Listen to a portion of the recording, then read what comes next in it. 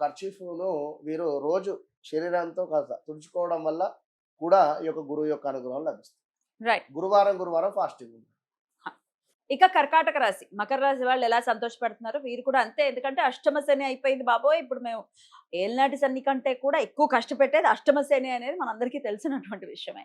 అష్టమ శని అయిపోయింది. ఇంకెలా ఉండబోతోంది ఈ సంవత్సరం అని అనుకుంటున్నారు? మరి వారికి ఏం చెప్తారు? కొంచెం కష్టంగానే ఉండబోతుంది. ఇంకానా? కొంచెం ఎందుకండి? కష్టంగా. 9వ భావానికి శని. సో 9వ భావంలో శనైశ్వరుడు కొంత అనుకూలమైనటువంటి వాతావరణం అయితే ఇవ్వడు. ఓకే. ఖచ్చితంగా ఇవ్వడు. 12వ భావంలోకి గురువు రాబోతున్నాడు. అవును. ఎవరైనా వృషభ రాశి వారు ఉంటే ఒకసారి పోయి అడగండి ఇప్పుడు. ఇప్పుడు ఈ యొక్క ఎవరు మనకు కర్కాటక రాశి వారు మీ దగ్గరలో వృషభ రాశి వారు ఎవరైనా ఉంటే ఒక్కసారి ఒక 10 నిమిషాలు వారిని అడగండి. లాస్ట్ గడిచిన 1 ఇయర్ ఎట్లా ఉంది?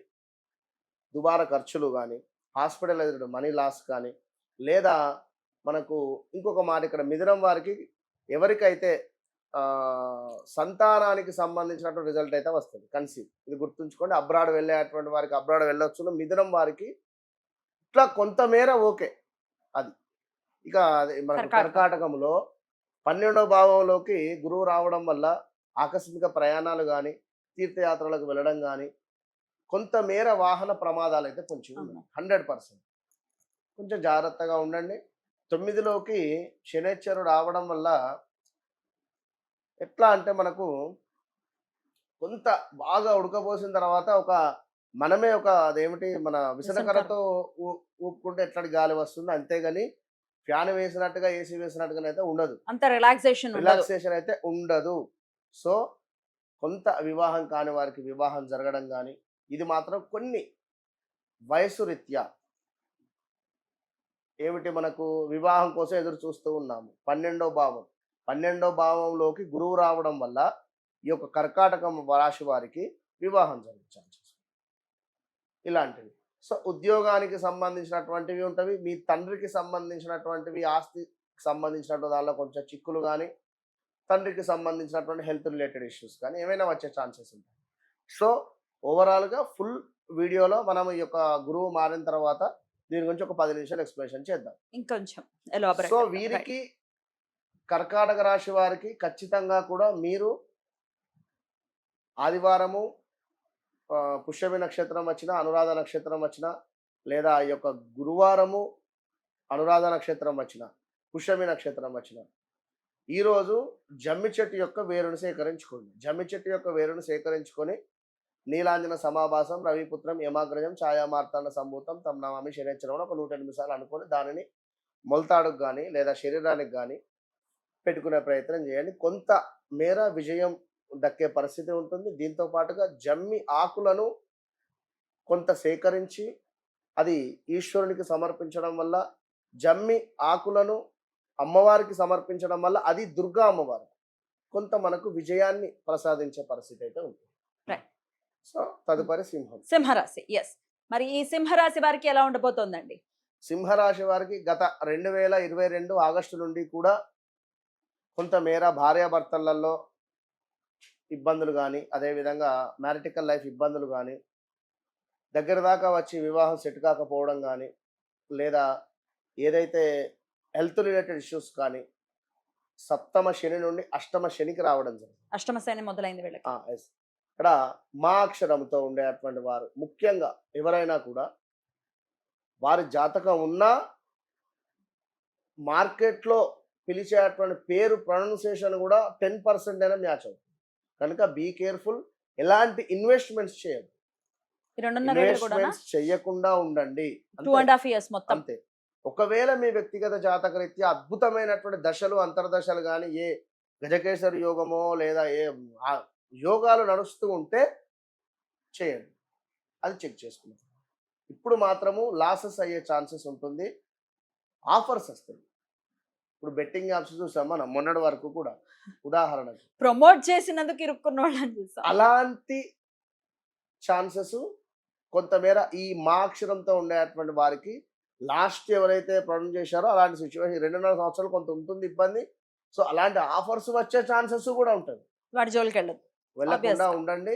కొంత ఆన్లైన్ కానీ, ఏమైనా ట్రేడింగ్ కానీ, ఇలాంటివి ఇన్వెస్ట్మెంట్ చేయకుండా ఉండండి. ఖచ్చితంగా ఏదో ఒక రకంగా కోర్టు రిలేటెడ్ కానీ లేదా పోలీస్ స్టేషన్ మెట్లు కానీ ఎక్కే ఛాన్సెస్ అయితే ఉంది. జాగ్రత్తగా ఉంది. రైట్ అండి. రెమెడీ వీరికి రెమెడీ అనుకుంటే ఖచ్చితంగా అష్టమ శని కనుక 100% కూడా మన వద్ద కేవలం 2500కే చేస్తున్నాం హోమం. హోమం చేస్తారు. ఎవ్వరు చేయరు 2500కు. అది ఏమిటి? అష్టమ శని, అర్ధాష్టమ శని, ఏలినాటి శని. ఇది ప్రతి శనివారాలు నడుస్తూ ఉంటుంది. సో వారికి ఇంట్రెస్ట్ ఉంటే ఏదో ఒక శనివారం చేయించుకోండి, లేదా తెలిసిన వారు ఎవరైనా ఉన్నా కూడా చేయించుకోండి. 20-25 వేలకు తక్కువ కాదు ఎక్కడైనా. బట్ సామూహికంగా కనుక మనం ఆ విధమైనటువంటి పరిస్థితి. రైట్. ఇంకా అంతటి శక్తి లేదు, మరి 2500 లేకుండా అయితే ఉండరు. బట్ లేదు అని అనుకునేటువంటి వారు ఖచ్చితంగా కూడా మీరు ఈ యొక్క నల్ల నువ్వులను దానం చేయండి. రైట్ అండి. శనికి సంబంధించిన ఈ రెమెడీస్ ఓకే. మరి లాభంలోకి గురువు రాబోతున్నారు కదా, ఆయన ఎటువంటి ఫలితాలను ఇవ్వబోతున్నారు? ఇది ఒకటి సూపర్. లాభంలోకి గురువు అంటే పెద్ద పెద్ద వ్యాపారస్తులు ఎవరైతే పెద్దగా వ్యాపారస్తులకు ఉన్నారో వారి ఇన్వెస్ట్మెంట్స్ కానీ వారి యొక్క వ్యాపారం కానీ అద్భుతమైనటువంటి లాభానికి వెళ్ళబోతుంది. పెద్ద పెద్ద ఇండస్ట్రీ. చిన్న తరహా పరిశ్రమలకు కొంత ఇబ్బందికరంగా ఉంటుంది. సో ఇక్కడ ఎవరైతే ప్రభుత్వ ఉద్యోగులకు బదిలీలు కానీ లేదా కాంట్రాక్ట్ చేసేటువంటి వారికి పర్మనెంట్ అయ్యే ఛాన్సెస్ కానీ జాబ్ రిలేటెడ్ ఇష్యూస్తో ఉండేటువంటి వారికి కొంత జాబ్లో సాటిస్ఫాక్షన్ ఉండే పరిస్థితి ఉంటుంది. ఏదో ఒకటి ప్లస్ మాత్రం ఈ గురువు 11వ భావంలో ఉండడం వల్ల వీరికి కొంత పర్వాలేదనే పరిస్థితి ఉంటుంది. దీంతో పాటుగా మళ్ళీ సప్తమ రాహు అవుతుంది. సప్తమ రాహు వల్ల వివాహ ప్రయత్నాలు ఏవైతే ఉన్నాయో ఇంకా చేసేటువంటి వారికి శుభంగా మారేటువంటి పరిస్థితి. జన్మకేతు అయినప్పటికీ శుభం ఉంటుందా? సప్తమ రాహువు కదా. సప్తమ రాహు కానీ జన్మలో కేతు వస్తాడు కదా. పర్వాలేదు. 11వ భావంలో మనకు గురువు ఉన్నారు. సో కేతు అంటే ఏమిటమ్మా? మనకు మోక్షకారకుడు. కేతు అంటే 100% మోక్షకారకుడు. ఇన్ని రోజులు చూసిన సంబంధాలకు ఇక ఓనెత్తి ఏదో ఒకటి ఎవరిలో ఒకళ్ళని చేసుకున్న పాటి ఏం చేస్తావు పరిస్థితి ఉంటది. అంతే, తప్పించి మరొకటి ఉండదు. విరక్తి కలిగిస్తాడు. అదే వైరాగ్యం. అదే అందుకనే కేతు గురించి ప్రస్తావన. సో అలాంటి సిచ్యువేషన్స్ ఉంటాయి. రైట్. చాలా చక్కగా వివరించారు. ఇక కన్యా రాశి, ఈ కన్యా రాశి వారికి ఎలా ఉండబోతోందండి ఈ సంవత్సరం అంతా కూడా? కన్యా రాశి వారికి ఎవరికైతే ముఖ్యంగా ఈ యొక్క మన మెడిసిన్ చదువుకునేటువంటి వారికి, మనకు అదే విధంగా మెడికల్ రిలేటెడ్ ఉండేటువంటి వారికి కొంత ఇబ్బందికరంగానైతే ఉంటుంది. సప్తమాతు ఈ యొక్క శనేశ్వరుడు కనుక మ్యారిటికల్ లైఫ్లో గొడవలు సృష్టించే పరిస్థితి ఉంటుంది. లేదా ఏదైనా కొడుకుకు సంబంధించిన వివాదాలు కానీ కూతురుకు సంబంధించిన వివాదాలలో చిక్కుకుపోయి పోలీస్ స్టేషన్కి వెళ్ళడం కానీ కోర్టు మెట్లు ఎక్కే పరిస్థితి కానీ. ఇప్పుడు మన కన్యారాశి వారిదే కొడుకుకు సంబంధించినటువంటి విషయంలో చెప్పా వారికి ఆల్రెడీ ఎప్పుడు 2024లోనే చెప్పా, సుమారుగా ఆగస్టు సెప్టెంబర్లో జాగ్రత్తగా ఉండండి అమ్మా అని. ఎందుకంటే సెటిల్మెంట్కి వెళ్ళమని చెప్పి కొడుకు వివాహానికి సంబంధించినటువంటి. సో సెటిల్మెంట్ కాస్త అది కోర్టు కేసు దాకా వెళ్ళిపోయింది కన్యారాశి. సో అట్లా ఉంటుంది కన్యారాశి వారిది. కనుక 6వ భావంలోకి రాహు రావడం వల్ల కన్యారాశికి సంబంధించినటువంటి భార్య భర్తలలో ఎవరికైనా ఒకరికి హెల్త్ రిలేటెడ్ ఇష్యూస్ వచ్చే ఛాన్సెస్ ఉంటుంది. ఇక్కడ 10వ భావంలోకి గురువు రావడం వల్ల చక్కటి జాబు లభించే పరిస్థితి ఉంటుంది.